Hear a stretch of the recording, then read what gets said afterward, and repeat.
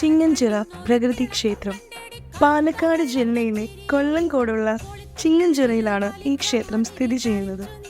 പ്രകൃതി തന്നെ ആരാധനാമൂർത്തിയായി നിലകൊള്ളുന്ന ആത്മീയ ഭൂമിയാണിത്. ജാതി മതഭേദമില്ലാതെ ഏവരും ഈ പ്രകൃതി ക്ഷേത്രത്തിലെത്തുന്നു.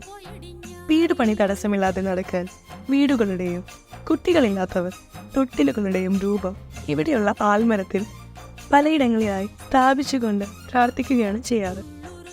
തമിഴ്നാട്ടിൽ നിന്നുള്ള വിശ്വാസികൾ വളകാപ്പ് ചടങ്ങ് നടക്കുന്ന സമയത്ത് ഇവിടെ വന്ന് വളകൾ നേർന്നാണ് പ്രാർത്ഥിക്കുന്നത്.